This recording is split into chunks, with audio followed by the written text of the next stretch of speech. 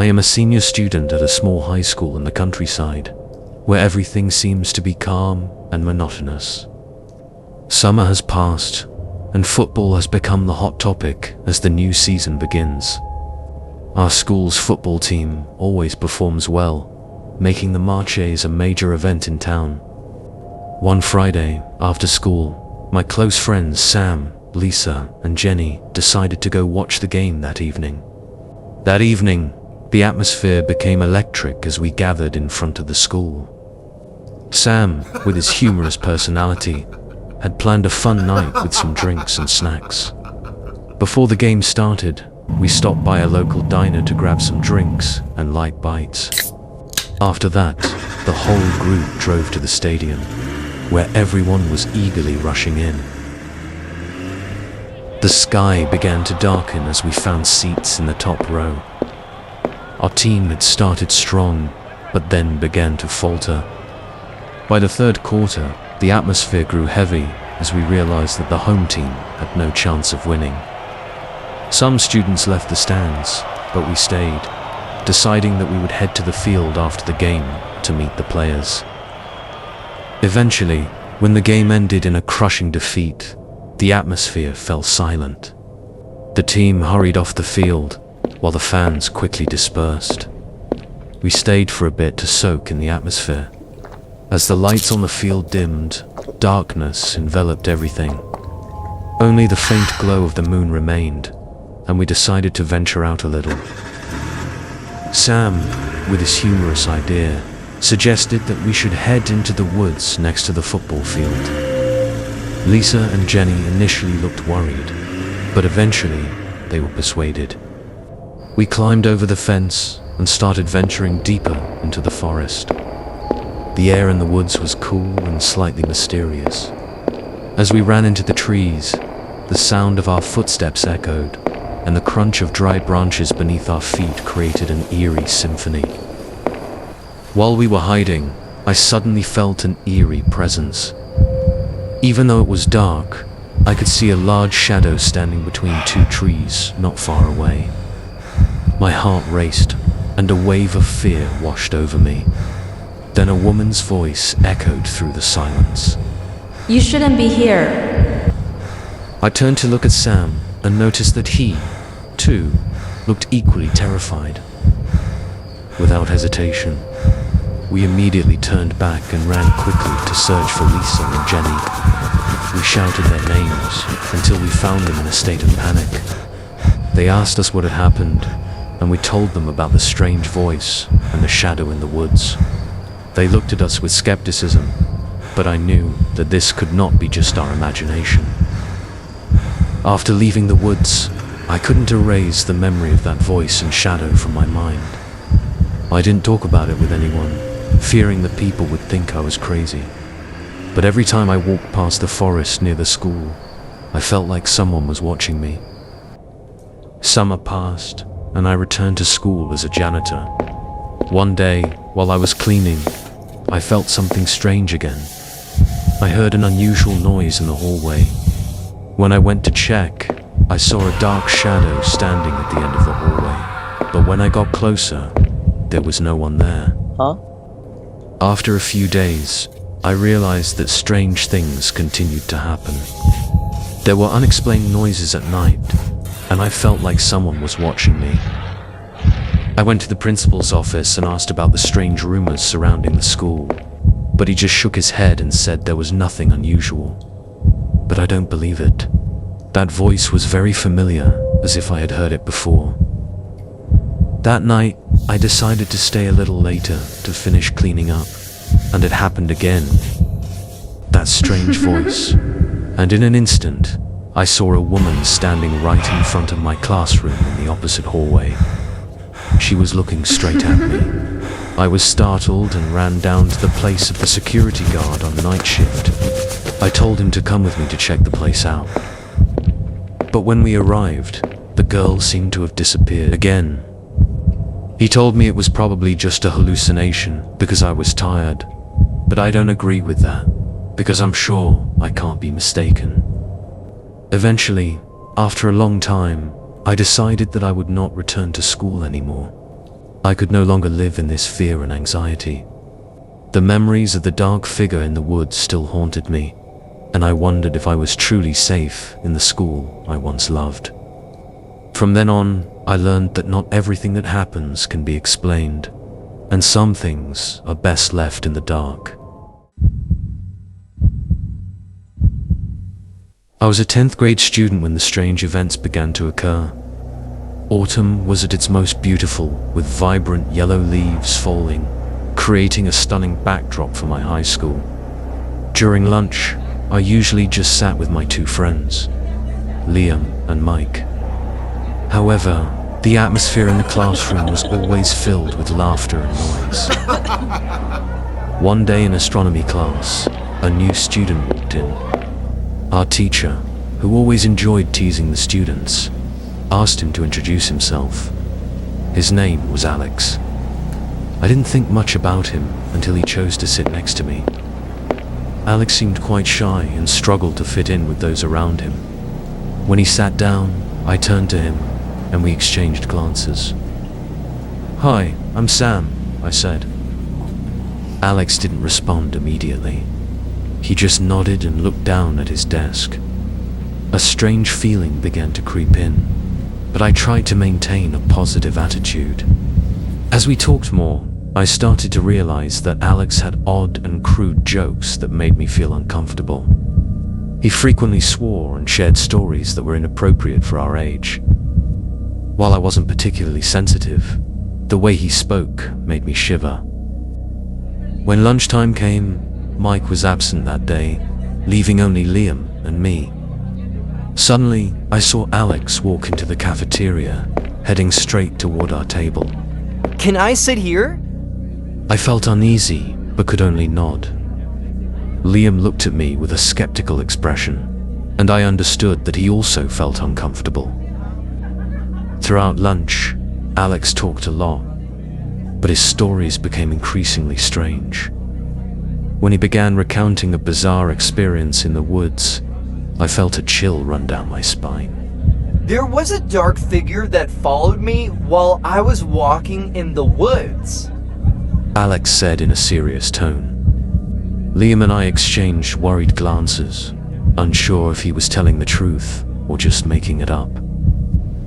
As time went on, the tension in the classroom grew. Alex continued to ask me personal questions, making me feel increasingly uncomfortable. One day, he texted me, "I'll be waiting for you at the school gate." I felt anxious and unsure of what to do. While I didn't want to cut ties with him, I knew I needed to keep my distance. One afternoon, as I was walking home, I felt like someone was following me. When I turned around, I saw Alex standing in the distance, staring at me with a vacant expression. He said in a monotone voice, I saw you in class today. I felt a chill run down my spine and could only nod before quickening my pace. When I got home, I texted Liam about the situation. Liam advised me to be careful, but I couldn't keep avoiding Alex forever. One night, while I was doing my homework, I received a message from an unknown number. "I see you." My heart sank. I couldn't believe that Alex had found a way to contact me. The feeling of unease intensified when I received another message later that night. "I've been waiting for you in the woods. Come." I didn't dare step outside.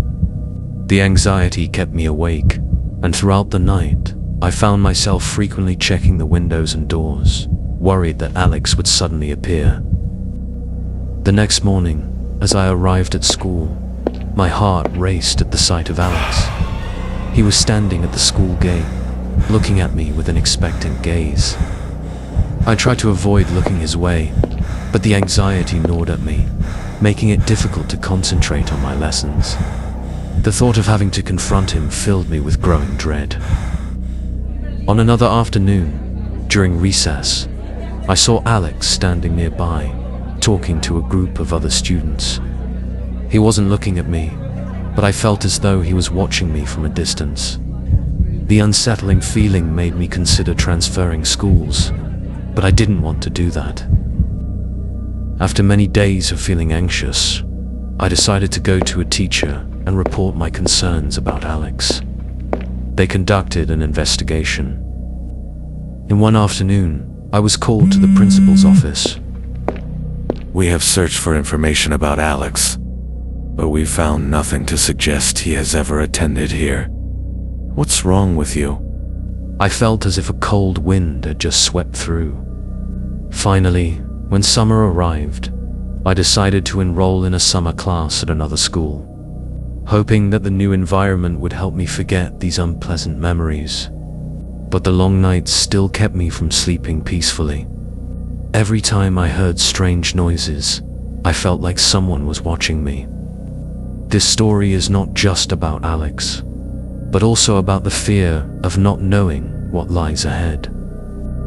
Although I tried to forget, the ghosts of those memories always lingered in my mind.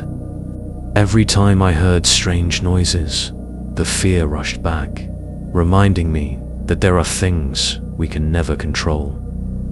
Even though I transferred schools and started a new life, the obsession with Alex still haunted me. Every footstep, every distant shadow sent me into a panic, unsure of whether he would come back or not. Gradually, the stress and anxiety took a toll on my mental health. I began therapy and sought help from a doctor. They advised me to keep a journal to release my emotions and seek peace. Each time I wrote, I recounted the events that had transpired and my feelings, from which I sought a way to end this fear. Although the recovery process was not easy, I found strength within myself. I realized that fear could not stop me from living my life. I decided to participate in social activities, make new friends, and gradually overcome the fears of the past.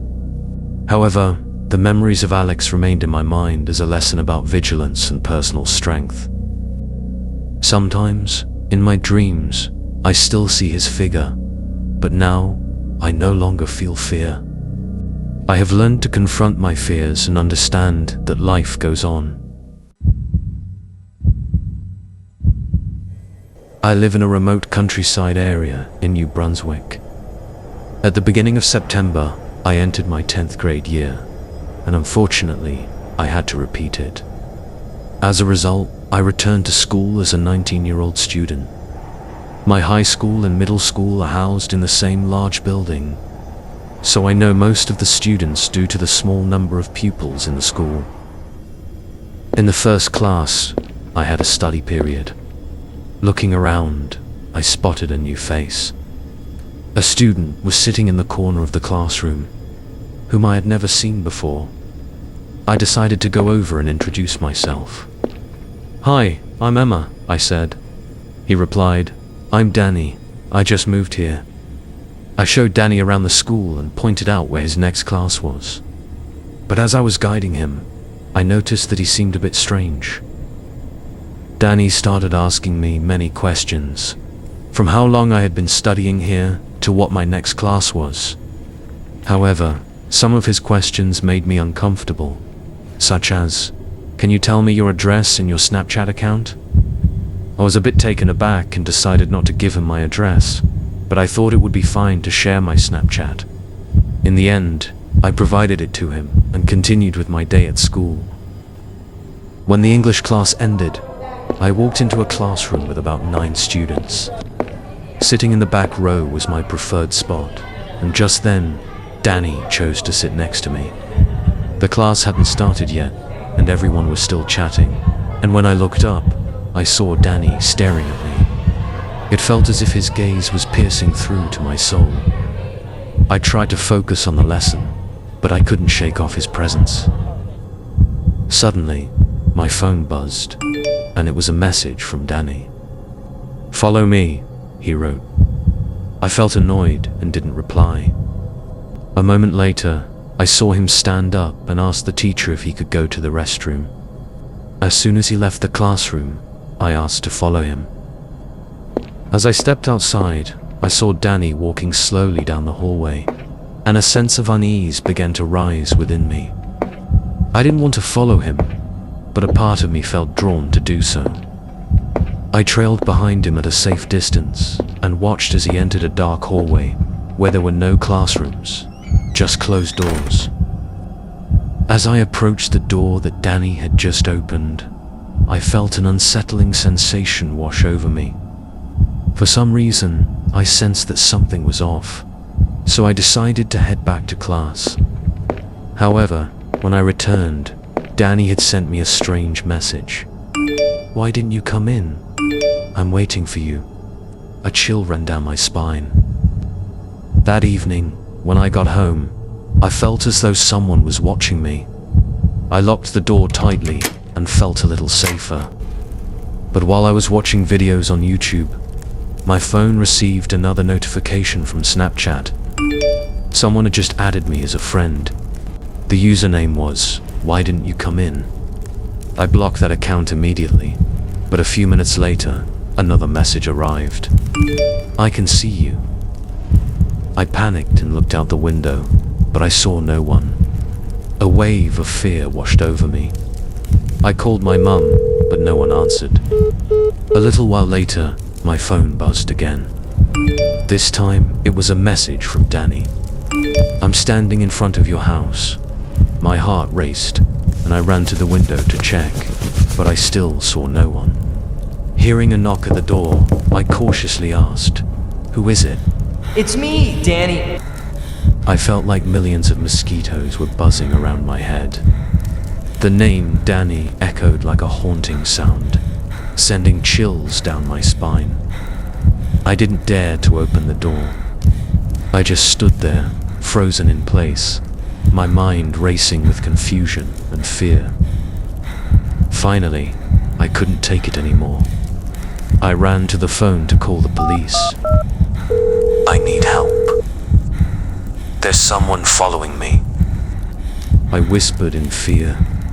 The police told me to find a safe place to hide. I immediately sought refuge in the closet in my bedroom, trying to stay silent. I heard footsteps coming up the stairs. My breathing became rapid.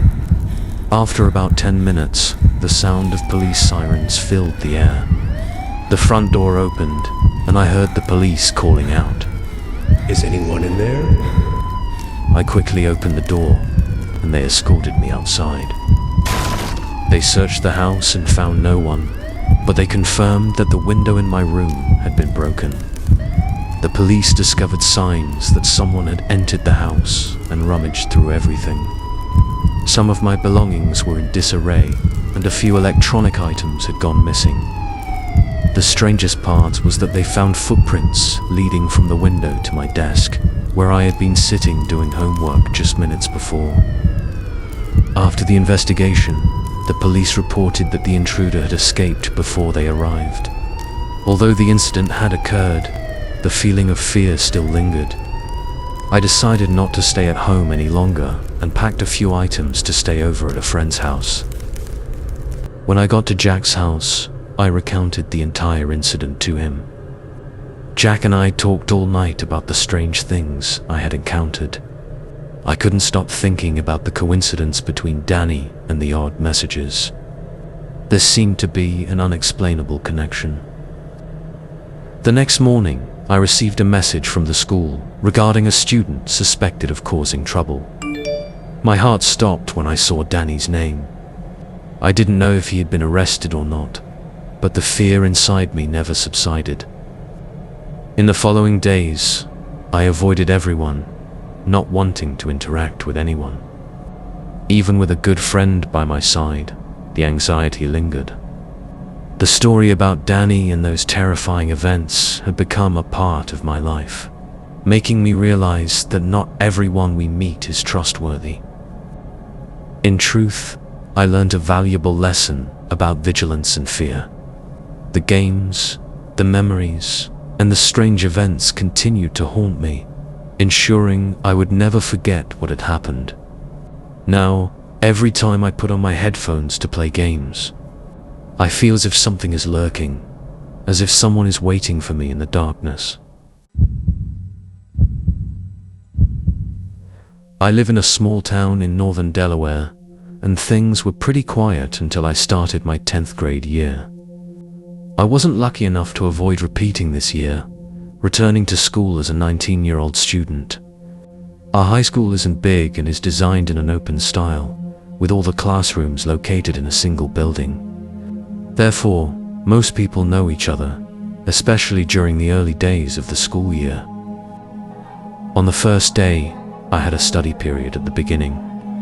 While sitting and waiting for class to start, I noticed a new boy I had never seen before. He was sitting in the opposite row, looking a bit out of place. I decided to go over and introduce myself. "Hi, I'm Leela," I said. He looked up at me with wide eyes and replied, I'm Victor, just moved here. Victor seemed shy, but I tried to help him get familiar with the school.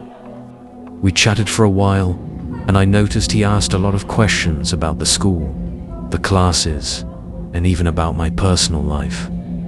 One strange question he asked was about my address and social media account. This made me feel uncomfortable. I refused to give him my address, but eventually gave him my social media account. We wrapped up the conversation and headed into class. In English class, there were only about 7 students. I sat in the back, and Victor chose to sit near me as well. During the lesson, I felt him frequently glancing my way, but I tried not to pay attention. After class ended, Victor approached me again and suggested we work on our assignments together. Although I felt a bit uneasy, I agreed. The more we worked together, the more I felt that he was different from ordinary friends. He often shared strange and somewhat quirky stories.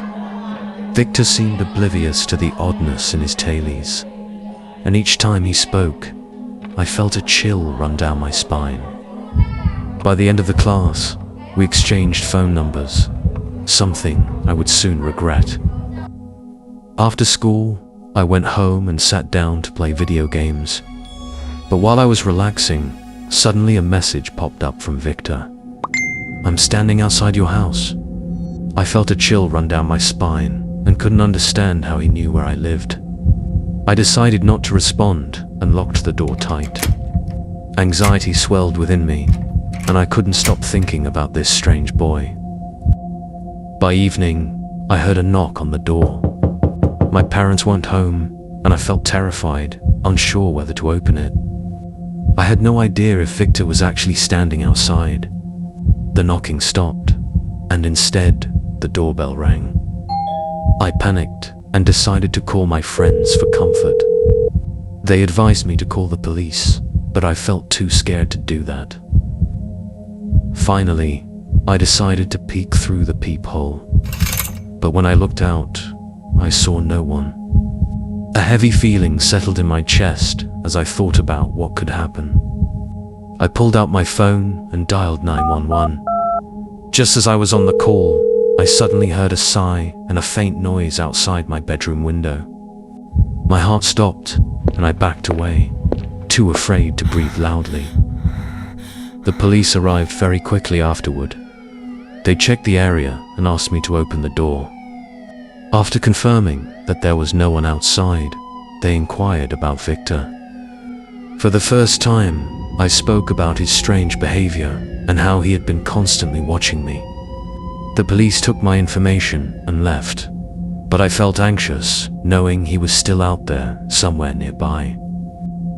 The next day, I returned to school with a heavy heart. Even though the police hadn't found Victor, I couldn't shake the feeling of being watched.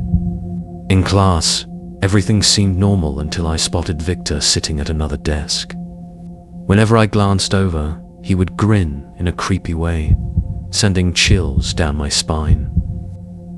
I knew he was keeping his eyes on me. The following weeks, my life took a turn for the worse. Victor kept showing up in places I frequently visited. No matter how hard I tried to avoid him, it seemed he always found a way to appear. Each time he did, the feeling of unease would wash over me. I decided to skip any after-school activities and spent more time at home instead. One afternoon, when I was home alone, I heard a knock at the door. I didn't think it was Victor, but when I looked through the peephole, I saw a familiar figure standing outside. My heart raced as I spotted his face. I was so terrified that I didn't dare to open the door, only listening quietly from inside. "Lila, open the door. I just want to talk," Victor said in a calm voice. I felt a cold sweat break out, and I decided to call the police once again. While I was on the phone, suddenly I heard glass shatter. I turned around and saw Victor climbing in through the window. It felt like my world was collapsing. I ran into my bedroom, hiding in the closet and praying that he wouldn't find me. I heard footsteps entering the house, calling my name. It felt like I was living in a nightmare. Time passed slowly, but eventually I heard the sound of police sirens. Victor had left the house, and I had no idea what would happen next. When the police arrived, they searched the entire house. They discovered footprints leading from the window to my room. They asked me about the messages Victor had sent, and I recounted everything. They promised to investigate but couldn't guarantee they would find him. Since then, I lived in fear. I no longer dared to go anywhere alone, and every time there was a knock at the door, I felt my heart stop. What had happened to me left mental scars that I would probably never forget. That fear followed me through the following months, and whenever there was light from outside, I felt as though a pair of eyes was watching me. Ultimately, I decided to never return to school again, not because I disliked studying, but for a deeper reason, something inexplicable from the past. When I was in high school, I had a group of around 10 friends, but we rarely did anything together. On a gloomy afternoon during history class, I was sitting with Jared, Michelle, and Anna. We had a substitute teacher that day and no assignments, so the atmosphere in the class was quite relaxed. Our school was an old building, constructed in the 1930s, and within the campus, there was an abandoned building that was rumored to have been used as a kindergarten in the 1940s. During class, we started discussing the idea of breaking into the old building that night. Everyone felt a rush of excitement, and the stories about strange occurrences and the abandoned structure only heightened our enthusiasm. Even though the building had been left to decay, we all knew that many secrets were hidden within its walls. As darkness descended, we stealthily entered the school grounds through a small path, evading the watchful eyes of the security guard. The four of us made our way to the old building, which was surrounded by a fence. Jared and I helped the girls climb over the fence before we followed suit. The building loomed large, but it had fallen into disrepair. The walls were covered in moss, and the windows barely had any glass left. An eerie feeling enveloped us, but curiosity propelled us inside. After breaking a window, we crawled inside. The air was cold, and a musty smell filled the space. I turned on my flashlight to illuminate the surroundings, but the lights only highlighted the eerie nature of the empty room. We began to explore each room one by one. The abandoned classrooms, with their scattered desks and chairs, along with the faded pictures on the walls, created a scene reminiscent of a horror movie. When I walked into a classroom, I felt like someone was watching me. Although there was no one else in the building, I couldn't shake off the feeling that a pair of eyes was staring at me. I called out the names of my friends, but no one answered. I began to feel anxious. Jared, Anna, Michelle. I shouted, but only received an echo in return.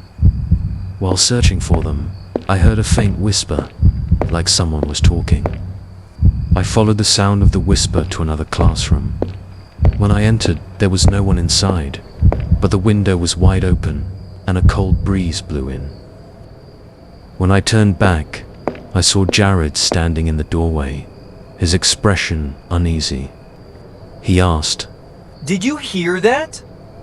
I nodded, feeling a chill run down my spine. Michelle and Anna were gone, and my anxiety was growing. "We should get out of here," I suggested, but Jared stopped me. Wait a minute, they might be hiding from us. That made me feel even more anxious. I didn't want to stay in this room any longer, where the silence only heightened my sense of insecurity. Suddenly, the whispering echoed once more, this time clearer. Get out. Get out. I couldn't understand who was speaking, but it was clear that it wasn't any of my friends. "We need to find them," I said to Jared, and we began searching throughout the building.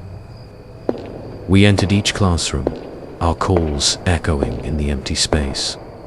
But there was no one. Time seemed to stand still, and the feeling of unease grew stronger. When we reached the last room, the door swung open on its own, and inside there was a flickering light. Stepped inside, and the sight before us was terrifying. Old photographs of children and teachers hung on the walls, but every picture had a large scratch across it, as if someone had tried to deface them. In the center of the room, a large table held an old projector and a large sheet of paper covered in strange scribbles. "Don't get too close," I said, but Jared moved closer to the table. He said, Maybe this is just a prank. but I felt something was off. Suddenly, the projector light flickered on, and an image of a classroom appeared. In it, children were sitting at their desks, but terror was etched clearly across their faces. I felt dizzy. "Get out!" I yelled, pulling Jared's arm. When we turned back, the door to the room was tightly shut. What? Jared shouted, panicking. I pushed against the door, but it wouldn't budge. The light from the projector gradually dimmed, and a woman's voice echoed from somewhere in the darkness. Why are you here? Jared and I stood frozen in fear. We just want to find our friends," I stammered. "Don't try to run away," the voice echoed again, this time closer. Stay here with me. We were panicking, and I started banging on the door. Finally, a strong gust of wind blew through, and the door swung open on its own. We didn't look back, sprinting into the darkness. We called out for Michelle and Anna, but there was no response. We didn't know which way to go, just wanting to escape that building. As we approached the exit, I saw two figures standing there. I thought it was Michelle and Anna, but as I got closer, I realized it was an elderly woman, her face scraggly and her eyes sharp. She said, You shouldn't be here. Jared and I didn't dare to respond. We could only step back. She moved closer, the moonlight highlighting the strange features of her face. Leave now or you will never return. We dashed outside, not looking back. Sprinting through the forest, we didn't stop until we reached the main road. Sweat soaked through our backs, but we didn't dare to breathe a sigh of relief until we were home. When I got home, the group was there, and I recounted what had happened. They didn't believe me, thinking it was just a prank. But I knew something had happened in that building, and I would never go back. Time passed, but the image of that woman and what we encountered in the old building remained etched in my mind. Occasionally, when I walked past the forest, I still felt as if eyes were watching me, reminding me of the secrets we could never comprehend. The memory of that night never faded, and I knew that mysterious things were still lurking in the shadows of forgotten places.